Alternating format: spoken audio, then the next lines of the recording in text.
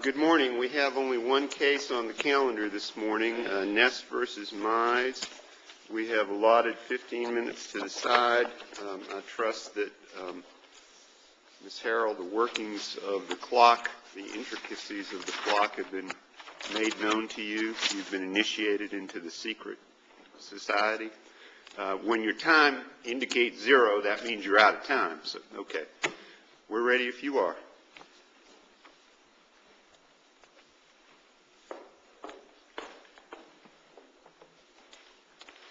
Morning, Your Honors. May it please the Court. I'm Jessie Harrell with Mills, Creed, and Gowdy.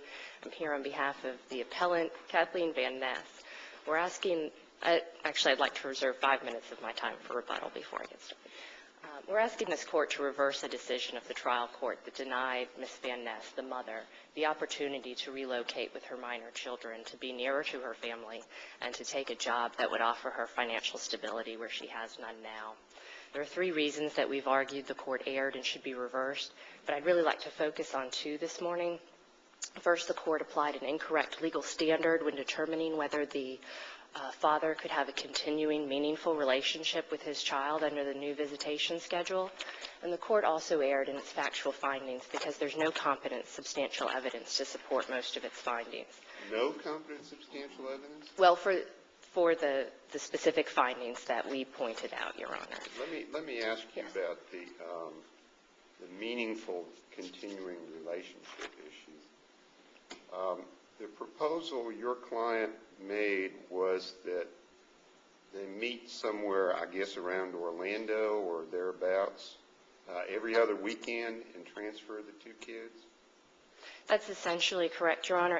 In this case, when the court first created the visitation schedule, there's a blanket shared, sort of a form shared parenting agreement, and it provided for visitation in the event that the parents lived within 100 miles and in the event that they lived outside of 100 miles. I understand that, but given the proposal your client made, as I understand it, your client and the child's father, the children's father, would each have to drive 16 hours every other weekend. 8 hours to pick the children up, 8 hours to drop the children off. And the children, every other weekend, would spend 16 hours in a vehicle. Is that right? Essentially, that is correct, Your Honor. Does that sound like a good idea? Well, that is why she also offered to modify the schedule slightly so that the father could have the longer weekends with the children when there were 3-day holidays, and if a weekend was missed, instead of having the 16 hours of driving, the father could have extra time during any of the other holidays. She offered bent over backwards to make accommodations in the event that the father did not want to exercise these long weekend visitations. Now, the older boy is in Little League. That is correct.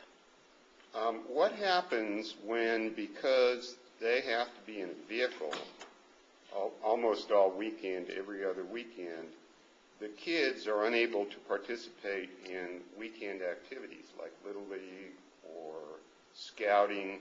Don't you think the kids are likely to resent the father for that? I don't know that they would resent either parent for that. It would simply become their way of life. They just wouldn't get to do weekend activities. Well, they would have at least 2 weekends a month that they were with their mother, that they would have their weekend activities. And the shared parenting agreement also says that the father has to provide 72 hours notice when he's more than 100 miles away to exercise this weekend visitation. So if he elected not to provide that notice and not to take his weekend visitation, then the children would have those weekends in their new home as well. Okay, the father is an assistant Little League coach for the older boy. Yes. He wouldn't be able to do that anymore. No, he would not. He had lunch almost every Friday with the boys at school. With one of the boys, the older one, I guess. That is what he testified. He wouldn't be able to do that anymore. That's correct. And if he did travel 8 hours on Friday, 8 hours on Sunday or Monday, I take it that he has a job. He does. He works for himself building cabinetry, and he testified that or there was testimony at the trial that he has some flexibility in his schedule. He's able to arrange his schedule because he does work out of his home. Okay, and how about your client? The main reason she was wanting to move was to take a job on the family ranch. Yes, Your Honor. 8:30 to 5 days a week? That's about right, yes. How would she do that if every other Friday she had to drive the kids halfway across the state? Well, that would be one of the benefits of working on the family ranch. She testified that she would have the flexibility in her job.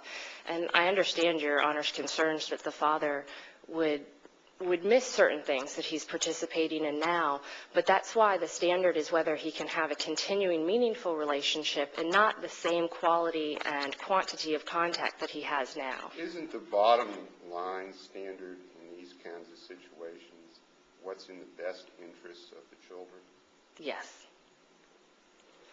And in this case, there was no competent substantial evidence to support the court's findings that the mother did not have a job that would offer her a better financial and more stable life for the children.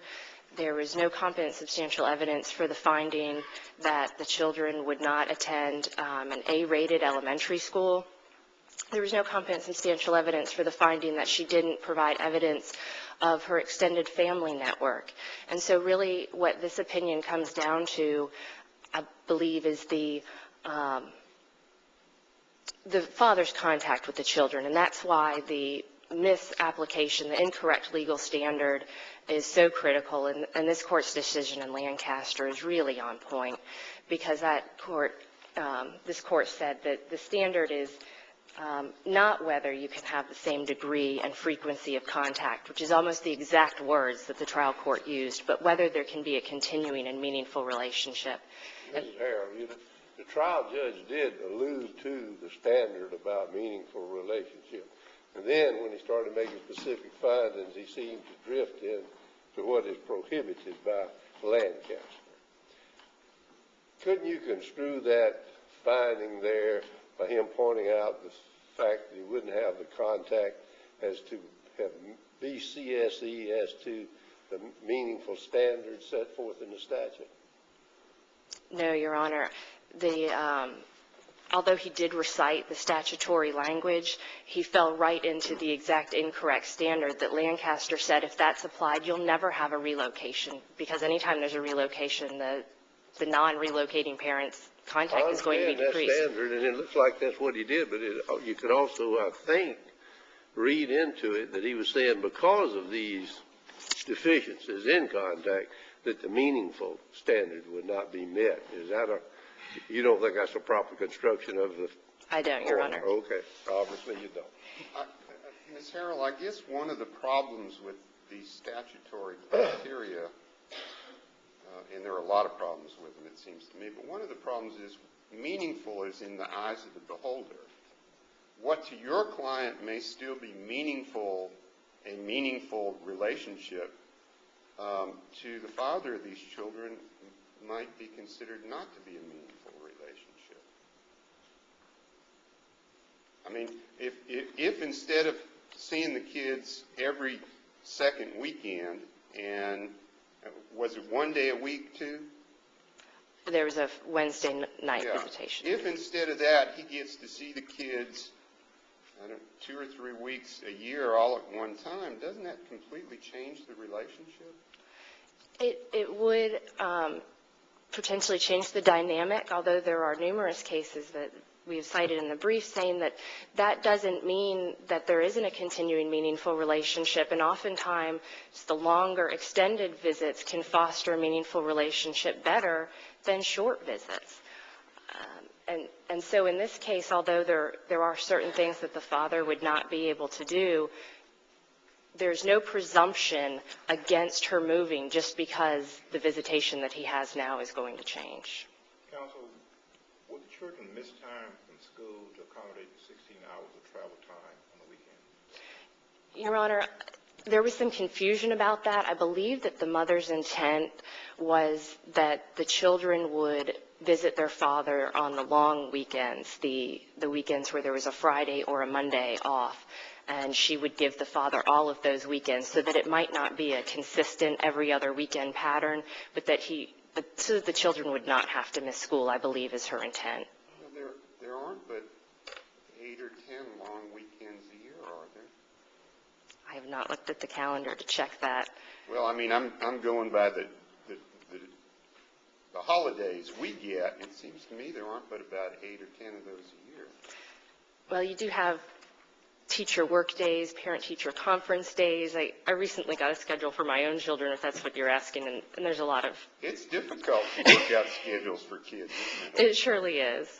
And in this case, the mother, I don't think there's any dispute that she offered to work out whatever schedule that she could with the father and give him as much or more time if that meant giving him time during the summer, time during the Thanksgiving holiday, winter holiday, whatever it took to make sure that this father continued to see his children as much as possible.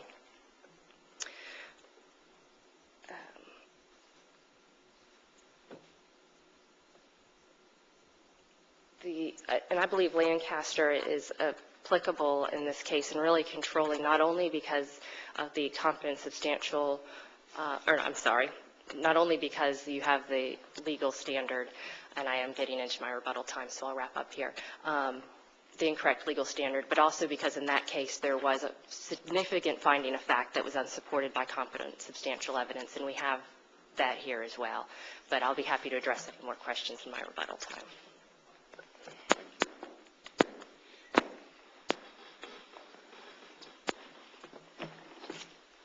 Good morning. My name is Daniel Ufelder. I'm here on behalf of the appellee. May it please the court. I think you all raised very good questions, and I think there was 3 quotes that I wrote down from the appellant's counsel. Way of life. I think what the point here is what's in the best interest of the children, and what has been proposed, which I think another word I would use is confusion. It's confusing what she's even proposing. And the statute that has been put in place by the legislature is very specific. And to basically change the current shared parenting schedule, which has been put in place by many counties in the Panhandle, which works, would be changed. In terms of how it would be changed, I'm confused as well. If she's going to propose a change, she needs to be able to come forward with what the change in terms of what the visitation schedule is going to be. Another... Mr. Ufelder, you know what sort of worries me about this is your client does not want her to relocate, and yet he's not asking for the custody, as we call it. You know, it seems like he wants to have enforced babysitting rights there. At least I draw that inference. What say you to that? Well, I don't want to get too much into what's going to be going forward, but that is one of the considerations my client has. He has had a stable job. He's been intimately involved with the children, and he has looked into the possibility of changing the custody. But he's not doing it as far as this record goes here. Not yet. And he did have, and correct me if I'm wrong, at one time he promised that he would take care of the youngest child while she kept a job, and then backed up on his word there. Did he do that? Unfortunately, I think as Judge Wells pointed out, she's not able to keep a job, and he I'm had... talking about that she was working at the time, and he was supposed to keep the child that was preschool, and then didn't do it. So There's no evidence ever been presented that she ever held a job over any period of time, and that's one of the issues is whether she's this so-called phantom job that her brother, who she sued in the past, the counsel talked about this great family relationship. Counsel, is there any evidence offered of the record that the wife has not been offered a job by her brother? Any comment that she has not been offered a job? That's correct. All we have is her testimony and an affidavit from her brother. Was there any evidence in conflict with that affidavit? Well, my client testified he has been a longtime friend of her brother, and there was dispute as to whether those types of jobs were even available on the property, whether there were even horses on the property. My client knows her brother. They apparently were best friends going back to the 80s, and he testified as to what his understanding was what takes place. And apparently it was actually a U.S. sugar property. So whether there's been dispute that she's offered the job, there's an affidavit saying she's getting a job. She says she's getting a job. Unlike appellate counsel, I've been involved in this case for 4 years. You don't have all the transcripts, but in terms of number of times she's had a job, I've lost count. She hasn't applied for a job from 2006. Judge Wells has been over this case for 4 years. He's an excellent judge. It's an abuse of discretion standard. He agreed in his order that whether she can keep a job is highly questionable. So, yes, there is an affidavit. She said she has a job, but based on the history of the case and her previous work history, whether she'll keep the job is highly questionable. So, in answer to your question, that's what I would say in terms of the job issue. Let's go to the standard that the opposing counsel says was violated by Judge Wells, that they used just because contact was going to be changed as prohibited by the Lancaster case, and he should have used whether or not he could maintain a meaningful relationship. Would you address that? Because it does appear that the order is a little bit ambiguous or contradictory in that respect. Well, first of all, as I think you asked, there could be a reading to the meaningful relationship. I don't think you even need to read into it. This statute was enacted, and it has a number of factors. One of them talks about meaningful relationship. As it was raised, my client he teaches one of the children in terms of baseball. He's involved. I mean, a meaningful relationship is having a father involved on a regular basis. That's what the shared parenting schedule is for. That's what we've moved towards, allowing both parents to be involved. To move, whatever the proposed change is, which there is confusion, the only long-term meaningful relationship that would take place is driving 8 hours back and forth. I don't think anyone could agree that being in the car on dangerous highways every other weekend on Wednesday nights is a long, meaningful relationship. A meaningful relationship between a father and sons is what's going on in this case. I'm involved in this case. I've seen it. Mr. Mize is involved. He coaches the baseball. He's involved in every level with the children. There's been no testimony, no evidence introduced that, let me see much, in terms of, Ms. Van Ness never offered any testimony that there isn't a meaningful relationship. He's exercised all visitation. He's paid all his child support. Judge Wells heard the testimony, and there is a meaningful relationship. He said it. I would agree that there are cases to talk about. How about, if you would, excuse me, I'm going to cut you off, but I got something in mind. There's a child named Cameron, right? Yes, sir. And he, from what I picked up, has special medical needs and would be in closer proximity to where you get the treatment at the University of Miami Children's Hospital. Is that correct? She testified to. There's no corroborating evidence as to that ever been presented. So how many times a year did she testify that would be necessary? She has never gone to Miami to get treatment. There's very good hospitals in the Panhandle, and there's. Well, they have made that allegation, or am I misreading something? She's made a lot of allegations, and there's no evidence. Did she make that allegation? I believe so. There was no evidence. Did she say, after making that allegation, how many times a year she would have to take the child to that hospital for that special treatment? I don't recall, but the child is about almost, I think it's 5 years old, and there's been no evidence. 6 in May. Right. And the other one just turned 8. And I have a baby coming away, so I got to learn all that. But yes, it's 5 years old, and she's never taken a child down there. In terms of the medical bills, there's a dispute as to that. It's not relevant, but there's plenty of medical care available in the Panhandle, and she's never had to take the child to Miami.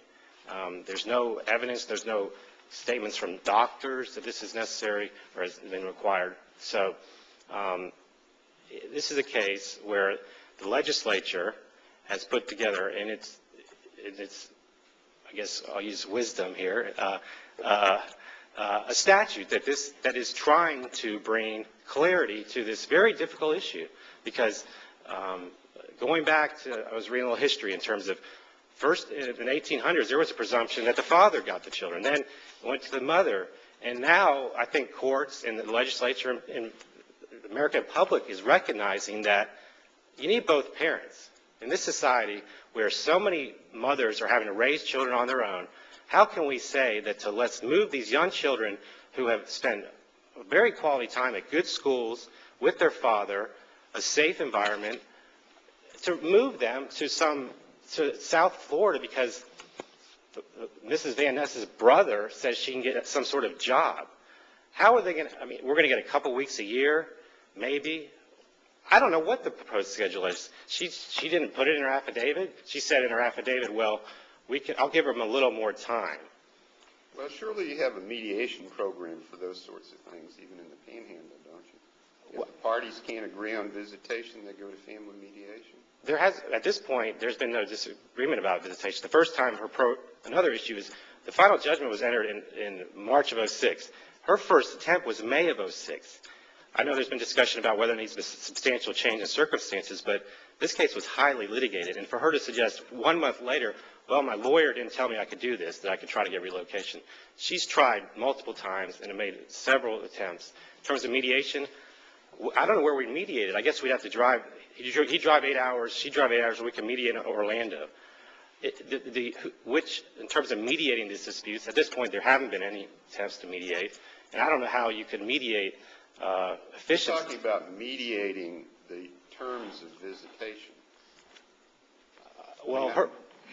Most jurisdictions I'm aware of have masters or mediators who, if the parties in a family law dispute can't agree on things like visitation, when they'll meet, when each party will have the kids, they go to mediation.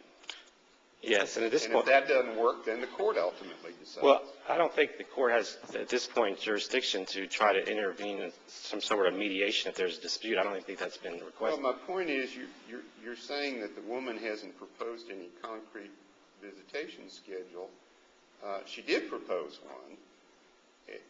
It may or may not be acceptable to your client, but if it's not, it seems to me that there are ways you could get around that maybe. I'd be open for suggestions. I think if she's going to try to interject or change this, it's her burden to provide what it is. She has provided no specifics. If we had more specifics, maybe we could try to mediate, but I have no idea what her proposed relocation schedule is, and there's no evidence it's changed. Oh, we'll meet. Have you taken the depositions of the mother to have discovered that? That doesn't seem to be an insurmountable. We spent, I think we insurmountable barrier to me that you got to put her in and take her deposition. Were depositions taken in this case? We had almost a half-day evidentiary hearing, and I went at length. Well, I'm talking about depositions. Discovery deposition. We had significant discovery during the trial. She never questioned her at length at the final hearing about what her plans were, what her proposals were for visitation. Yes, and the judge did as well. So I think Counsel, is it your position that the father's frequency of contacts must remain the same to accommodate the mother's request for relocation? On that issue, and I've read the case as well, and there are cases that discuss that in terms of fostering a meaningful relationship, it doesn't necessarily mean that you have to have the exact same schedule. And I agree that there are cases that say that, but we have a statute that has several factors that the judge went through in detail in terms of how we're even supposed to assess whether it is going to be the same contact or what the contact is very ambiguous at this point. So I don't even know how we could determine, other than it's not going to be the same, but it's not even clear what we can compare it to. But in terms of what the cases look at, in terms of, yes, continuing meaningful relationship does not hinge solely on whether it's going to be the same exact schedule, because as the opposing counsel mentioned, under that circumstance, there could be no case where relocation would be approved. And we're not saying that relocation can ever be approved. The legislature wouldn't have put this statute together if it was going to never take place. So, I agree with that. That's the law is not allowed. In that case, there could be no relocation. But we're not arguing, and the judge did not determine that this was not allowed solely because the exact same schedule would be put in place. He looked at what the relationship was, what was in the best interest of the children. He considered whatever the schedule would be. He looked at basically what's in the best interest of the children, and I think he did what he was supposed to. There's cases that say that he didn't have to lay out all the factors. He laid out every single factor under the statute, made detailed findings, and in order to overturn that, there has to be an abuse of discretion. We're here on appeal, and the opposing counsel says there's confusion about what the schedule is.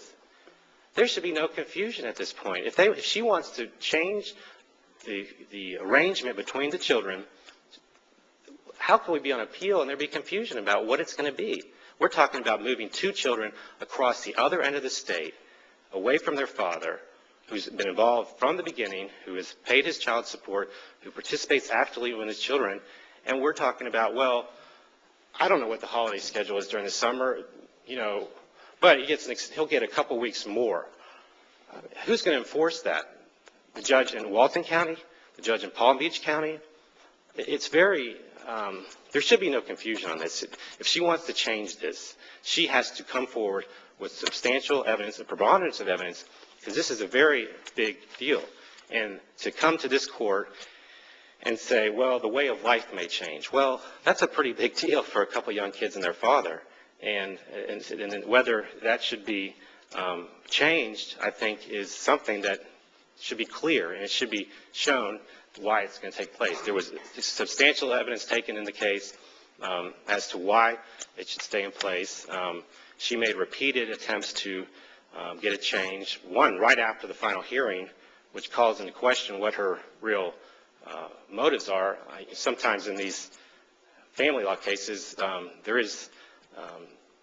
sometimes it's not all rational. Sometimes it's just spite and getting back at each other. And I'm not going to argue that's what's taking place here, but this is a very important decision that needs to be made. And to come to the appellate court with confusing details as to what the schedule is going to be clearly shows that this has not been well thought out by the mother. And the court, who's been hearing this case since 2005, has heard, there were several hearings. He had a chance to weigh the credibility of the witnesses over 4 years. He had the ability to hear the testimony. He had the ability to go through the statute, and he did his job. And in terms of there not being substantial... Mr. Ufelder, your time has expired. Okay. Thank you. Ms. Harrell, you have 4 minutes and 23 seconds. Thank you, Your Honor. Mr. Ufelder asked an interesting question, which is how can we move these kids? How can we disrupt this family dynamic? And I think the clear answer to that is because the status quo that they're in now is not a good foundation for them. Their mother is right now trapped in a cycle of being forced into evictions. She doesn't have a good job. She testified that she did have a job in watercolor, as Judge Browning picked up on, from 2006 to 2007, and had to give up that job because the father reneged on his promise to watch the children. The father didn't testify that that wasn't the case. That was unrefuted evidence that she lost that job because the father wouldn't watch the minor children. She was never given money to pay toward daycare because she had wanted to raise these children herself. Ms. Harrell, let me tell you what concerns me about this case. The trial judge was there. He saw and heard the witnesses, and he made credibility choices. It strikes me he's in a far better position to judge whether this relocation should be permitted than we are on the facts. Now, on the law, you may have a different argument. But on the facts, it just strikes me he's in a far better position. What do you have to say about that? The judge would be in a better position to make credibility determinations. However, the findings of fact that he made that we are challenging are ones that are completely unsupported by competent, substantial evidence. He is in the position to make credibility determinations, but he found that the mother brought this petition in good faith, that she honestly believed that she would have a better life and that she was not bringing this to thwart the father's visitation rights. Those are credibility determinations. The findings of fact that have to be supported by competent, substantial evidence and weren't were that she didn't have a job. Well, he found that earlier in one of his findings that she hadn't been offered a job, and then in a later finding he found that, well, yes, her brother offered her a $15 an hour job on the family ranch. But didn't he seem to be saying here that he thought that the economic problem was caused by her work ethic more so than opportunity, or lack of opportunity? And isn't that for the trial judge to decide? There has to be competent, substantial evidence to support that. In this case, there was not. The only evidence of her inability to maintain a job was that she lost her last job because the father wouldn't watch the children and she couldn't afford both daycare and work at an $8 an hour job. It just didn't. She's not had any meaningful work experience other than the watercolor job in, what, 5 years? Isn't that right? She tried to run the daycare out of her home, and she testified that that was unsuccessful. She has a high school degree. There are no real careers out there for her in Walton County. And she's now being offered an opportunity on her family ranch, starting at $15 an hour, which is about double of what she was making in Walton County. And she testified that there was unlimited growth potential. The standard of cost of living is much higher in Palm Beach County than in Walton County. There's no evidence in the record to support that. If we're looking at what the trial court had to make his findings of fact based on, there was no evidence in the record about that. The only evidence in the record about the schools was that the children would attend an A-rated school, and yet the judge found that the schools in Walton County are good. There's just not competent, substantial evidence to support the findings of fact that he made in this record. The mother has extended family in Palm Beach County. That is correct. Her brother, his wife, their children, she testified she has aunts and uncles there. Obviously, the father knows her brother from long ago. There's no dispute that he does live there, and she would have the support of her family where she has no one in Walton County. And I also wanted to point out that if a meaningful relationship meant that the children had to see their father on a regular basis, and I will sum up here, you could never have a relocation. But in some, we'd ask you that you reverse and instruct the trial court to allow Ms. Van Ness to relocate with the children. Thank you. Thank you both. That concludes our work here in the courtroom this morning, and we'll be in recess.